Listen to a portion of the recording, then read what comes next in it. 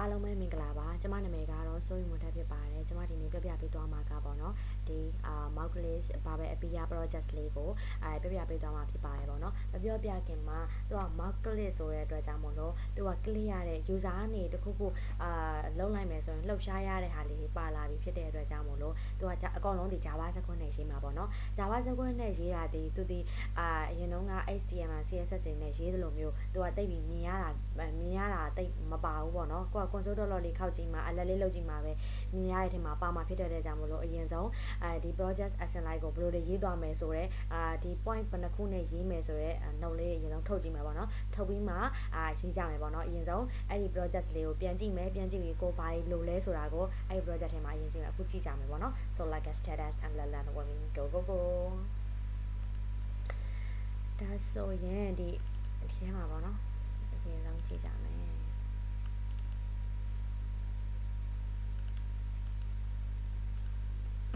်ဒီမှာကြည့်လိုက်မယ်ပေါ့နော်ဒီမှာကြည့်လိုက်မယ်ဆိုရင်ဒီကကိုက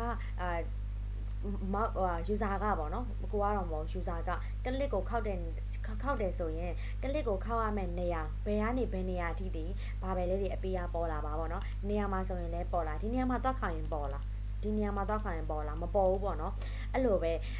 ကိုကသူသတ်မှတ်ထားတဲ့နေရာအတွင်းမှာပဲခောက်စေချင်တယ်ဘယ်မှာပဲလေဒီအနက်ရောင်မြင်းနေတဲ့ထဲမှာပဲကိုကခောက်စေချင်တာလေဟုတ်တယ်မလားဒါတွေဒီကိုရေးရရင်မဆိုင်ဘူးပေါ့နော်အဲ့တော့ဒီထဲမှာကိုက coordinate ဒါဆိုရင်ပြောချင်တာကကိုဒီ width တွေ height တွေကို coordinate အမှတ်တွေနဲ့ပေးရအောင်မယ်ပေါ့နော်ဒါဆိုရင်ပထမတစ်ချက်ကိုမှတ်ရမှာကကိုက user ကိုခောက်ဖို့အတွက်ခောက်ဖို့နေရာရှာပေးရမယ်ပေါ့နော်ကိုခောက်ဖို့နေရာကိုတစ်ခါလေးကုတ်ရေးပေးမယ်ပေါ့နော်ဒါပထမတစ်ချက်ဒါဆိုရင် width တွေ height တွေနဲ့အဲ့နေရာကိုကုတ်ရေးပေးမယ်ပေါ့နော်ဒါပထမတစ်ချက်ပြီးတော့ဒုတိယတစ်ချက်ဒီဘာလုပ်ပေးမလဲထားပါဒီကောင်လေးဒီကျင်းသွားရင်လည်းဒီကောင်ကလုံးလို့ရနေတယ်အဆင်ပြေနေတယ်ပေါ့နော်ကျင်းသွားရင်လည်းလုံးလို့ရနေတဲ့အခြေအနေအထိကိုရေးပေးရမယ်ပေါ့နော်ဒါဆိုရင်ချဲလိုက်ရင်လည်းဒီလိုမျိုးဒါလုံးလို့ရနေသေးတယ်ဒီထက်သေးလေးကျင်းလိုက်မယ်ဆိုရင်ဒါလုံးလို့ရသေးရပေါ့နော်ထက်ကျင်းမယ်အဲ့လိုကျင်းတဲ့ချိန်ဒီမှာလည်းဒီမှာဒါလေးတွေကလုံးလို့ရသေးရပေါ့နော်သူ့ဟာနဲ့သူပုံစံမျိုးလေးဖြစ်နေဒါပေမဲ့ကျင်းရင်ကျင်းတဲ့လောက်တော့ဘူပေါင်းပုံစံလေးကပြောင်းသွားတယ်အဲ့လိုမျိုးလဲရေးကျင်တဲ့အတွက်ကြောင့်မလို့ဒီဒုတိယတစ်ခုပေါ့နော်ရေးရမယ်ဒါဆိုပထမတစ်ခုဒီ width တွေ height တွေပေးရမယ်ကို user ဘယ်နေရာမှာခောက်မလဲဆိုတော့ width ဘယ်ကနေဘယ်အတွင်းမှာ coordinate မှတ်တွေပေးမယ်လို့ပြောတာပေါ့နော်ဒုတိယတစ်ခုကကြတော့ဒီကိုပေးလိုက်တဲ့ဒီ browser ကြီးကသေးသွားတယ်ဆိုရင်လည်းခောက်လို့ရနေတဲ့အထိရေးကျင်တယ်ဖြစ်တဲ့အတွက်ကြောင့်မလို့တစ်ခုလည်းရှိမယ်နောက်တစ်ခုကဘာရှိမလဲဆိုတော့အခုခောက်လိုက်တဲ့အခါမှာဒီဘာဘယ်လေးတွေကအပီယာဖြစ်ပေါ်လာတယ်ပေါ့နော်အဲ့ဒီဖြစ်ပေါ်လာလိုက်တဲ့ဟာဒီဒီမှာကြည့်လိုက်ပါတော့ဘာလေးတွေကွဲပြားနေလဲဆိုတော့ site သူ့ရဲ့မှာ site ဒီတစ်ခုကကြီးတယ်တစ်ခုကသေးတယ်တချို့ဆိုအလဲလက်တွေရှိရပေါ့နော်ဒါဆိုရင်ဘာပဲလေးတွေရမှာ site ပေါ့နော်ဘာပဲလေးတွေရမှာ site ကိုအဓိကထားပြီးတော့တစ်ခုရေးရတယ်3ခုရှိပြီပေါ့နော်ဘာပဲလေးတွေ site ပြီးတော့ဘာပဲလေးတွေမှာကြည့်လိုက်ပေါ့နော်ကွဲပြားခြားနားတွေကဘာတွေလဲအဓိကဘာကို project တစ်ခုရေးရင်ဘာကိုရင်ကြည့်အောင်လဲဘာတွေကွဲပြားခြားနားနေလဲအဲ့ကွဲပြားခြားနားတွေကိုငါဘယ်လိုရေးမလဲဆိုတဲ့အထိပဲပေါ့နော်ဒါဆိုရင် site တည်ပြီး site တည်လေကွဲပြားခြားနေတဲ့ site ကိုရေးရမယ်နောက်တစ်ခုကဘာတွေလဲကွဲပြားခြားနားနေလဲဆိုတော့ color ဆိုတဲ့အကြောင်းလေးတွေလည်းကွဲပြားခြားနားနေရပေါ့နော်နောက်တစ်ခုကဒီမှာတစ်ချက်ထပ်ကလေးပြမယ်နော်ကလစ်လိုက်တဲ့အခါမှာအရင်ဆုံးပျောက်တဲ့သူကအရင်ပျောက်တယ်နောက်မှပျောက်တဲ့ကောင်လေးကနောက်မှပျောက်တယ်ဆို duration အချိန်လေးပေါ့နော်အချိန်ဒီအဝါရောင်လေးဒီတစ်စက္ကန့်စောပြီးပျောက်ပါဒီအနီရောင်လေးဒီတော့တစ်စက္ကန့်နောက်ကျပြီးမှပျောက်ပါဆိုတဲ့ duration တွေကိုလည်းရေးပေးတာဒါဆိုရင်ဒီ project မှာဘာနဲ့ရေးထားလဲဆိုအချက်5ချက်နဲ့ရေးထားတယ်ဓမ္မတစ်ချက်ဒီ user clear ရမယ်နေရာရှိရမယ်နောက်ပြီးကြတော့ဒီ browser ကြီးကစက်ခွင်ကြီးကကျင်းသွားရဲဆိုရင်တောင်မှဒီဘာပဲလေးတွေကပေါ်သွားနေတဲ့အနေအထားတွေရေးရမယ်နောက်တစ်ခုကကြတော့ဘာပဲလေးပေါ်တဲ့အခါမှာဘာပဲလေးတွေရမှာစိုက်ရေးမယ်ကာလာရင်းမယ်နောက်တစ်ခုကကြတော့သူဘာပဲလေးကိုပေါ်ရနဲ့ပျောက်တာရဲ့မှာ duration အချိန်ကိုရေးရပါဒါဆိုရင်ဒီ5ချက်ကိုသိရဆိုရင်တော့အခုကရေးလို့ရပြီပေါ့နော် so like a status ဒါကိုရေးရမယ်ပေါ့နော်ဖိုင်လေးဖွင့်မယ်ဖိုင်မဖွင့်ခင်ဒီကိုယ့်ရဲ့မှာကိုထားချင်တဲ့ဖိုင်မှာထားလို့ရတယ်ကျွန်တော်အနေနဲ့က desktop ပေါ်မှာထားမယ်ပေါ့နော်ဒါဆိုရင် desktop ပေါ်မှာ Moukless ကိုကြိုက်တဲ့နာမည်ပေးလို့ရတယ်ပေါ့နော် Moukless ထားလိုက်ပြီမှာနော်ထားပြီးတော့ကြတော့အဖိုင်မှာသွားဖွင့်မယ်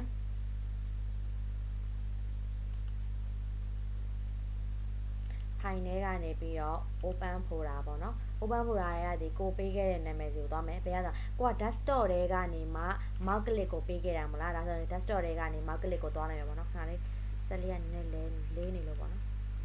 ဒါဆိုရင် Moukless ကိုသွားလိုက်မယ်နောက်တစ်ခုကကြတော့ slash folder ပေါ့နော်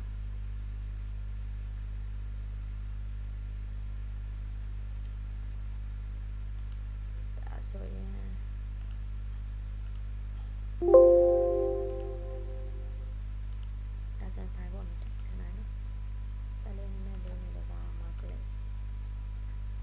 ဆိုရင်ဖိုင်လေးပွင့်ပြီပေါ့နော်ဒီမှာဖိုင်လေးပွင့်နေပြီဖိုင်ပွင့်ပြီးတဲ့အချိန်မှာဘာလုပ်မလဲဆိုတော့ဒါကဖိုတာပေါ့နော်ဖိုတာလေးကကိုစောက်ထားတဲ့ဖိုတာလေးပွင့်ပြီဒါဆိုရင်ဖိုင်လေးပွင့်မယ်ဘာဖိုင်လေးပွင့်မလဲဆိုတော့ index.html ဆိုတဲ့ဖိုင်လေးပွင့်မှာသူဒီအဓိကလုံးဝ main ပေါ့နော် html နဲ့မှာ css လေးရေးမယ်နောက်တစ်ခုကကြတော့ java script လေးရေးမယ်ပေါ့နော်ဒီနေ့ဆောနာကပြောခဲ့သလိုပဲဘာဝဲပို့ရေးမလဲဆိုတော့ java script ကိုပဲပို့ရေးသွားမှာပေါ့နော်ဒါဆိုရင်စမယ်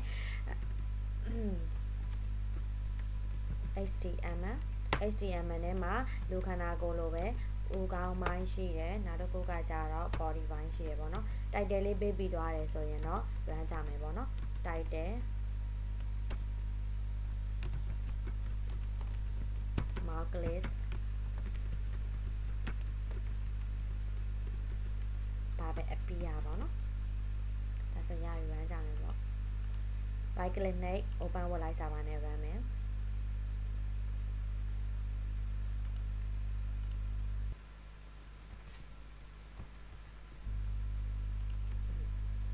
ဒါဆိုရင်အခုဒီဘာမှမရေးထားဘူးဘာမှမရေးထားတာဖြစ်တဲ့အတွက်ကြောင့်မို့လို့ဘာမှပေါ်သေးဘူးသူဒီ marklist ပါပဲအပေးရပဲရေးထားတဲ့အတွက်ကြောင့်မို့လို့ဒီမှာ marklist ပါပဲအပေးရလို့တော့ပေါ်နေတယ်ပေါ့နော်ဒါဒီ item ရပြီဒါဒီအခုပါခုနကတော့ပြောတဲ့အတိုင်းပဲရှင်းမယ်ပေါ့နော်ခုနကတော့ပါလဲ coordinate သတ်မှတ်မယ်user click ဖို့ရန်အတွက်ဒီ height ဘယ်လောက်ရှိတယ် width ဘယ်လောက်ရှိတယ်ဟာတွေကိုသတ်မှတ်မယ်ပေါ့နော်အဓိကသတ်မှတ်ဖို့ရန်အတွက်အခုက Java script ထဲမှာရေးမှာဖြစ်တဲ့အတွက်ကြောင့်မို့လို့ script ဆိုပြီးတော့ body ထဲကနေရေးလိုက်မယ်ပေါ့နော်အခုကဘာကိုထားပေးရမလဲဆိုတော့ body ကိုထားမယ်ပေါ့နော် body နာမည် name ပေးရပေါ့နော် name ပေးရဆိုတော့ unbody ပေါ့ဒါ name ပေးရလားရှိရ name ဆိုတဲ့အဓိပ္ပာယ် unbody ဆိုတာကname ပေးလိုက်ပြီ name ပေးလိုက်တဲ့အချိန်မှာထားပါတော့ new နဲ့ body လို့ပေးလဲမမပေါ့နော်တိုင်းမဲ့ body ကိုတိုင်းမဲ့ပေးကြ body ဒါဆိုရင်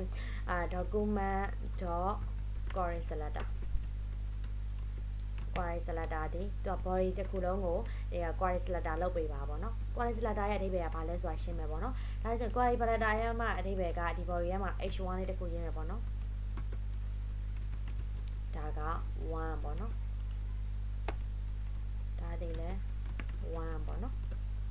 နှစ်ခုရှိရပါတော့ဒါဆိုရင် query selector ရဲ့မှာအဓိပ္ပာယ်ကသူဒီထဲမှာရှိလိုက်တဲ့ကောင်ထားပါတော့သူဒီခုက h1 ပြထားတဲ့ a1 နဲ့ဥပမာပေးမယ်ပေါ့နော် h1 ရှိတယ်ဒါပေမဲ့ h1 ဒီနှစ်ခုရှိတယ်နှစ်ခုရှိပေမဲ့ဒီမှာ h1 လို့ရေးထားပေမဲ့သူဒီနှစ်ခုစလုံးကိုအဓိပ္ပာယ်မတက်ရဘူးဘယ်ဟိုပဲအဓိပ္ပာယ်ရတာ query selector ရဲ့မှာအဓိပ္ပာယ်က first element ပထမဦးဆုံးသူရေးထားတာ10ခုရှိတယ်ဆိုရင်ပထမဦးဆုံးတစ်ခုကိုပဲသူ effective ဖြစ်မယ်ဥပမာကြည့်မယ် effective ဘယ်လိုဖြစ်လဲဆိုတော့ body dot style ပေးမယ် dot background color ပေးလိုက်မယ်ပေါ့နော် background color ပေးလိုက်မယ်ဆိုရင် red နေရောင်လို့ပေးလိုက်မယ်ပထမတစ်ခုကိုပဲ effective ဖြစ်သွားတယ်ဒီမှာကြည့်လိုက်မြင်ရတယ်ပေါ့နော်တိတာတယ်ပထမတစ်ခုဒါဒီ query selector ရဲ့မှာအဓိပ္ပာယ်ပဲ query selector ဒီဘာကိုပဲဦးစားပေးတယ်ဆိုတော့ဒီသူဒီ element တွေဘယ်လောက်တူတူ h1 တွေဘယ်လောက်ရှိဘယ်လိုပဲသွားမလဲဆိုတော့ first element ကိုပဲသွားပြီးတော့ effective ဖြစ်ပေးမယ်သူလောက်ဆောင်တဲ့အကုန်လုံးကို first element မှာပဲသွားလုပ်ပေးမယ်ဆိုတော့အဓိပ္ပာယ်ပေါ့နော်အဲဆို query selector ရဲ့အဓိပ္ပာယ်ကိုသိမယ်ထင်တယ်ပေါ့နော်အဲဆိုပြီးရဆိုအခုက body ထဲမှာလုပ်ချင်တာဖြစ်တဲ့အတွက်ကြောင့်မို့လို့ body လုပ်ပေးလိုက်မယ်ပေါ့နော် h1 တွေကမလို့ဒါဥပမာပြပေးရပါတော့အဲဒီပြန်ဖြတ်လိုက်မယ်အားဆိုရင် body ရပြီပေါ့နော်အခုက body ရပြီကြာ body ဘာလုပ်မလဲဆိုတော့ခုနကပြောခဲ့ body ကိုဘာလုပ်လိုက်မှာတော့ user ဒီ click လိုက်မှာအဲ့ဒီ click တာရဲ့ function ကိုရေးမယ်ဘာလို့ရေးမလဲဆိုတော့ body ဒီ body ကြီးကိုဘာလုပ်လိုက်မှာတော့ at event listener နဲ့ click လိုက်မှာ event ကိုအဖြစ်အပျက်ကိုနားထောင်နေတဲ့သူက click မှာပေါ့နော်ပြောချင်တာကအဖြစ်အပျက်ကိုနားထောင်နေတဲ့သူဒီ computer ပဲလေဟုတ်တယ်မလားအဲ့ဒါသူ့ကိုသွား click လိုက်မှာဘာလုပ်လိုက်မှာဆိုတော့ click လိုက်မှာဆိုတော့ CLICK ဆိုတဲ့ click လေးကိုရေးလိုက်ပါတော့user က click လိုက်တယ်ဆိုရင် event အဖြစ်အပျက်ကြီးဖြစ်ပေါ်လာမယ်ဒီမှာအဖြစ်အပျက် event အဲ့ဒီအဖြစ်အပျက်ကြီးကိုရေးမှာပေါ့နော်အဖြစ်အပျက်ကဘယ်အချိန်မှာဖြစ်ပေါ်လာသူကအဖြစ်အပျက်ကအချိန်တိုင်းမဖြစ်သေးဘူးဘယ်လိုမှလဲဆိုတော့သူ့ရဲ့မှာ condition အခြေအနေတွေဒီမှန်နေမှဖြစ်မှာဘယ်လိုအခြေအနေလဲဆိုတော့ထားပါတော့ဥပမာ AD 0 ရှိရထားပါတော့เนาะအခြေအနေပေါ့เนาะဒါအခြေအနေတစ်ခုပြောပြရပါတော့ AD 0ရှိတယ်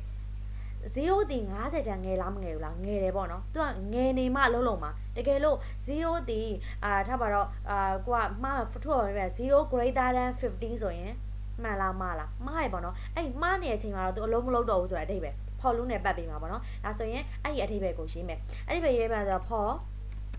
ထားပါတော့ကိုကတစ်ခုခုတော့ထားမှာပေါ့နော်8 to Z ကြိုက်တာထားလို့ရတယ်ရပြီပေါ့နော်အဲ့ဒါကြိုက်တာထားလို့ရပါပဲဆိုရင်ပဲဒီအခုကုတ်ထဲမှာတုံးနေတယ်A တို့ဘာလို့မထားဒါတော့မထားတာကောင်းတယ်ပေါ့နော်ဘာလို့လဲဆိုတော့သူကအခုမှားတယ်ဆိုရင်အဲ့ဒီဥစ္စာကဒီအမှားကြီးဖြစ်သွားမှာဆိုတော့တခြားဒီထဲမှာမရှိတဲ့ဟာတွေ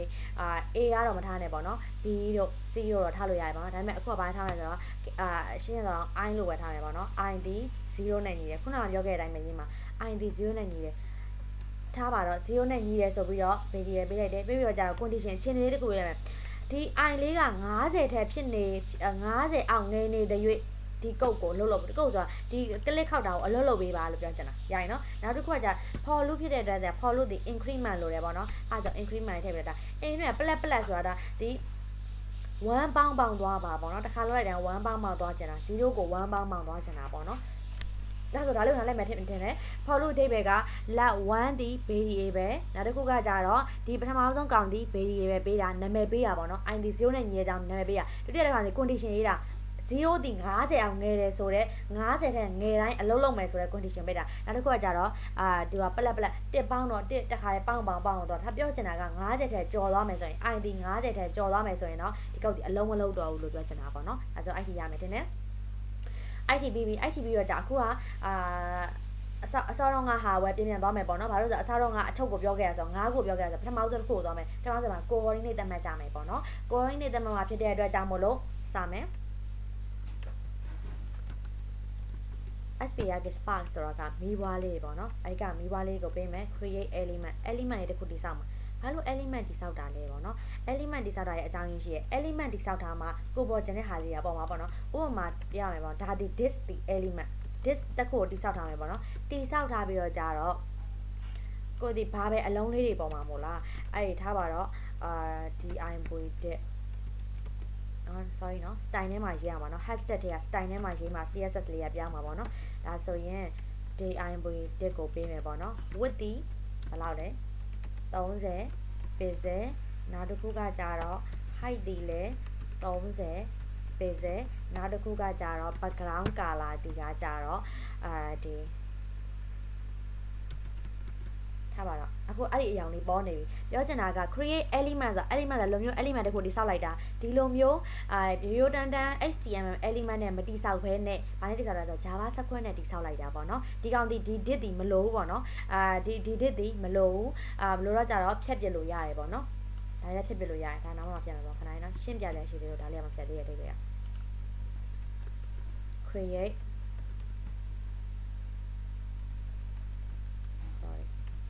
document create document ဘာလို့ထည့်ရလဲဆိုတော့ဒီ HTML ဒီ document type ဖြစ်တဲ့အတွက်ကြောင့်မလို့ document create element ကိုထည့်ရပါတော့ create element ရရတဲ့ create element ဘယ်လိုပြောလဲ span တခုလေးပေါ့နော် span တိဆောက်လိုက်ရတယ်ဒါမှမဟုတ်ရင် I လို့လည်းရေးလို့ရတယ်အဓိက create element လို့တိဆောက်တယ်ဆိုတော့ element တခုတော့တိဆောက်ပြီးသားပေါ့နော် span ဆိုတာမြင်တာအောင်ပြရပါတော့ဒါ span တိဆောက်တာတွေကမဆိုင်သေးဘူးအခုကဘာလုပ်မလဲဆိုတော့အဲ့ဒီ span လေးထားဖို့အတွက် span လေးကိုလိုမျိုး click လုပ်ဖို့ရန်အတွက်ဘာလုပ်ရမလဲဆိုတော့ coordinate လေးရေးမယ်ပေါ့နော် style ဟာရေးမယ်ဆိုတော့ဒီ style မှာ dot ရှိရယ်ဘာရှိလဲဆိုတော့ dot ရှိရင် bottom ရှိရယ်နောက်ကြတော့ left ရှိရယ် right ရှိရယ်ဒါဆိုရင် dot ရှိတယ် bottom ရှိတယ် left ရှိတယ် right ရှိရယ်ပေါ့နော်ဒါပေမဲ့အခုက dot နဲ့ left အကိုပဲအဓိကဥဆုံးရေးဘာလို့ဆိုရေးဖို့ရအပြင်ဘောကနေဘယ်ကနေပဲသွား dot ကနေ bottom သွားတယ်ဘယ်ကနေညာသွားတယ် coordinate ကိုရေးမယ်ဒီ coin ဒီလိုမျိုးရေးမယ်ဆိုရင်အဓိကအဲ့ဒီရေးဖို့ရအောင်ယူပြီးတော့ရေးလိုက်တဲ့အထိပ္ပယ်ပဲပေါ့နော်အဲဆိုရင် dot ကနေ bottom သွားတယ်ဆိုတော့ dot တစ်ခုလည်းပဲယူရမယ် bottom နဲ့ dot တွေနှစ်ခုလုံးယူတော့ဘူးလေပြောချင်တာကုတ်တွေထပ်သွားမှာဆိုတော့မယူတော့ဘူးdot တစ်ခုပဲယူမယ်နောက်တစ်ခုကကြတော့ဘယ်ကနေညာသွားတယ်ဆိုတော့ဘယ် left ဆိုတော့ left တစ်ခုပဲယူမယ်ပေါ့နော် style dot ဒီဟာ spark.style.dot ဒီဘာဖြစ်မလဲဆိုတော့ event ဒီအခုဒီမှာပေးထားခဲ့တဲ့ event ရဲ့မှာ client dot ဆိုတာကဒီမှာဘောကနေအောက်ကိုသွားတာဖြစ်တဲ့အတွက်ကြောင့်မို့လို့ဘာဝင်ရိုးလဲဆိုတော့ y ဝင်ရိုး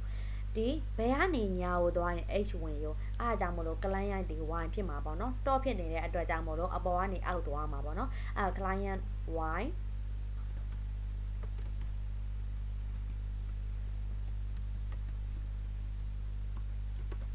ဒါဆိုရင် IT ရမယ်တင်တယ် IT ကိုဒီ client y ဖြစ်လာဆိုဘယ်လိုစစ်မလဲ console dollar နဲ့စစ်မယ် console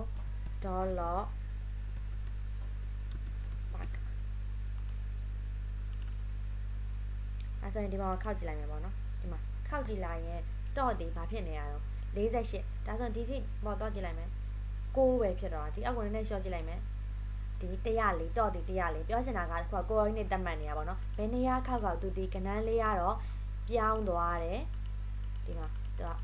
ဝိုင်းဝန်းဖြစ်တဲ့အတွက်ကြောင့်တော့ပေါ်ရလိုမျိုးခောက်အောင်ပါနော်ဒါဆိုရင်ဘယ်နေရာခောက်ကဒါဒီဘယ်လိုက်ပြောင်းတာအောင်ဆိုတော့ down လိုက်ဝိုင်းဝန်းရိုးလိုက်ပြောင်းတာအခုကဘယ်လိုက်ပြောင်းမှာတော့ h ဝင်ရိုးလိုက်လို့လေးသွားခြင်းလို့ဒါဆိုတိုင်းကြီးသွားနေကြည့်ပါလား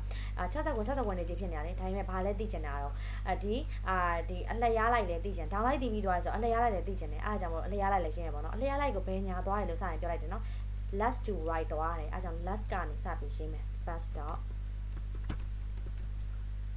style dot last ပေါ့နော်ဒါဆိုတော့ event dot ဒီနေရာမှာ h ဝင်ရိုးသွားတာဖြစ်တဲ့အတွက်ကြောင့်မို့လို့ဒီ client မှာဘာသုံးမယ်လို့ထင်လဲclients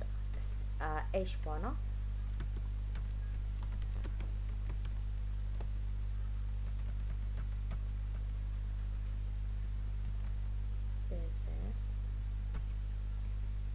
ဒါဆိုရင်အဲ့နှစ်ခုစလုံးရေးပြရဖြစ်တဲ့ကြောင့်အဲ့နှစ်ခုစလုံး console dollar လောက်ကြည့် console dollar ဒါဆိုရင်ဒီဘောခောက်ကြည့်ရမှာနော်ဒီမှာ click လို့ပါပြီးရတော့ဒီမှာခောက်ကြည့်ရင်ဒီမှာတစ်ခုခုဖြစ်တော့မှာလေအားဆိုတော့ဒါလေးနည်းနည်းအောက်ချလိုက်မယ် click လိုက်မယ်ဘယ်နှခုပေါ်လာခုနကတော့ toss ပဲပေါ်သေးရပါတော့ဒီမှာကျတော့ last bar ပေါ်လာပြီ195တဲ့ဒီမှာဒီဘက်ကိုခောက်ကြည့်လိုက်ရင်ရောပြောင်းသွားတယ်ဒီဘက်က top ကနေကြည့်မယ်ဆိုရင်206ဖြစ်ပြီးတော့ဒီဘက်ကနေကြည့်မယ်ဆိုရင်42 pixel ရှိတယ်တဲ့အဲ့လိုမျိုးပြောသွားတာရိုင်နော်ဒီအဓိကရေးရတဲ့ရွယ်ချက်လေးကဒီနေရာကို coordinate တက်မှတ်လိုက်တာပေါ့နော် coordinate တက်မှတ်လိုက်တာအဲဆို coordinate တက်မှတ်ပြီးသွားပြီတက်မှတ်ပြီးသွားတဲ့အချိန်မှာခုနကပြောတယ်ဘာရေးရမလဲဆိုတော့တကယ်လို့ဒီ browser ကြီးကကျယ်သွားရင်လည်းဘာပဲလေးပြီးရခြင်းနဲ့ browser လေးကကျင်းသွားရင်လည်းဘာပဲလေးအပြီးရခြင်းနဲ့ဆိုရင်တော့နောက်ကတစ်ခုရှင်းမယ်ပေါ့နော်နောက်ကတစ်ခုရှင်းမယ်နောက်ကတစ်ခုကဒီ random 8 random 1ပေါ့နော်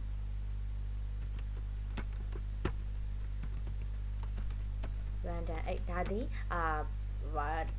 နာမည်ပေးတာပေါ့နော်အဲ့နာမည်ဒီကြိုက်တဲ့နာမည်ဖြစ်လို့ရတယ်ဒါပေမဲ့ဘာဖြစ်ရမလဲဆိုတော့ meaningful ဖြစ်ရမယ်ကိုမှတ်မိအောင်လို့ရရင်တော့ပြန်ကြည့်ရခါမှတ်မိအောင်လို့ meaningful တော့ဖြစ်ရမယ်ပေါ့နော် random 8 random 8ဒီဘာကိုခုနကပြောတဲ့အတိုင်းပဲကျင်းသွားရင်လည်းကျင်းသွားသလောက်ကျဲသွားရင်လည်းကျဲသွားသလောက်ဆိုတော့အဲ့ဒါကိုရှင်းမယ်အရင်ဆုံး mat.random mat.random ရဲ့မှာ function ဒီ mat.random ဒီဘယ်လိုရှိလဲဆိုတော့ mat ကတင်ချာရကန random ဆိုတာကဒီကြာပန်းပေါ့နော်ကြာပန်းမှာကပြောချင်တာကဒီ mat.random မှာ0 to 1ကြားထဲမှာရှိရပေါ့နော်သူက random ကြားတာဖြစ်တဲ့အတွက်ကြောင့်မလို့0တက်တက်မကြာဘူး1တက်သူတို့နှစ်ခုကြားထဲမှာပြီးတော့ကြာတာပေါ့နော်ဒါဆိုရင်သူ့ကို run ကြည့်ကြမယ်ဟုတ်လားမဟုတ်လားပေါ့နော်ဒါဆိုရင် console dollar နဲ့ပဲတွားပြီးတော့စစ်ဆေးရမယ်ပေါ့နော် Java ဆက်ခွင့်မှာဆိုရင်အဲဆိုရင်ကိုပေးခဲ့တာ random 8ဆိုတော့ random 8လေးကိုစစ်ဆေးကြည့်မယ် random 8ဒီ max.random ဖြစ်တယ်သူ့ကိုစစ်ဆေးကြည့်ရနော် max.random ဒီဘာလဲဆိုစစ်ဆေးကြည့်ရတစ်ချက်ကလစ်လိုက်မယ် max.random ဒီ 0.411 တဲ့တစ်ချက်ကလစ်လိုက်တိုင်းမှာသူပြောင်းသွားတယ် 0.8 တဲ့ပြောင်းသွားတယ်နော်နောက်တစ်ခုကကြတော့ဘယ်တစ်ခုပြောင်းမယ် 0.399 နောက်တစ်ခုက 0.916 ပေါ့နော်အဓိကပြောင်းသွားတဲ့ဟာကကြကြည့်လိုက်သူဒီ1ထံမကျော်သူ့ဟာတွေအကုန်လုံးကြည့်လိုက် 0.1 ထံမကျော်ဘူးပေါ့နော်အဲ့မဲ့0ကြီးဖြစ်နေလားဆိုတော့0ကြီးလည်းမဖြစ်နေဘူးပေါ့နော်အဓိကအဲ့ဒါကိုလိုချင်တာအဓိကအဲ့ဒါလိုချင်လို့အဲ့ဒီခု mat.random ကိုရေးလိုက်ပြီပေါ့နော် mat.random ကိုရေးလိုက်ပြီးရေးပြီးတော့ကြတော့သူ့ကိုအနှုတ် 0.5 နှုတ်ပေးမယ် 0.5 ဘာကြောင့်နှုတ်တာလဲပေါ့နော်0.5 နှုတ်တဲ့အကြောင်းရင်းကသူဒီဘာလိုချင်လို့လဲဆိုတော့အနှုတ်လိုချင်လို့အနှုတ်ကိုမှကျန်တဲ့ကနန်းတွေရောနှုတ်လို့မရတော့လားပေါ့နော် 0.1 နေတွေ့နှုတ်လို့မရနှုတ်လို့ရတယ်ဒါပေမဲ့ 0.5 နှုတ်တယ်ဆိုရင်တော့သူဒီဒီမှာနည်းနည်းကြည့်မယ်ပေါ့နော်နည်းနည်းချက်ကြည့်မယ် 0.5 နှုတ်တယ်ဆိုရင်တော့ဒီအပေါင်းနဲ့အနှုတ်နဲ့ကနည်းနည်းညီညာလေးထပ်မယ်ပေါ့နော်တကယ်လို့ 0.1 0.2 လောက်ပဲနှုတ်လိုက်ရင်အပေါင်းကများတဲ့သူကများနေမယ်အနှုတ်ကများတဲ့သူကများနေမယ်အဓိကအဲ့ဒါကိုမလို့ကျွန်တော်မှာကလစ်လိုက်ရပေါ့နော်ဒီမှာကြည့်အပေါင်းကများနေတယ်ဒီမှာလိုမျိုးဆွဲရတာအပေါင်းကများနေပေါ့နော်ကြည့် 0.1 အောင်နှုတ်တော့အခုကကြာဒန်းတူညီများလိုချင်တဲ့အတွက်ကြောင့်မို့လို့ 0.5 ဆိုတဲ့တဝက်ကိုယူလိုက်တာပေါ့နော်အဲဆိုဒန်းတူညီများအနှုတ်လဲပါတယ်အပေါင်းလဲပါတယ်အနှုတ်လဲဒန်းတူပဲအပေါင်းလဲဒန်းတူပဲအဲ့လိုလိုချင်တဲ့အတွက်ကြောင့်မို့လို့ 0.5 သူ့ရဲ့မှာတဝက်ကိုနှုတ်ပေးတာပေါ့နော်ဒါဆိုရင်ဒီနေ့အတွက်ကတော့ဒီလောက်ပဲပေါ့နော်နောက်နေ့ကျရင်ဒီ project လေးကိုထပ်ဆံမယ်ပေါ့နော်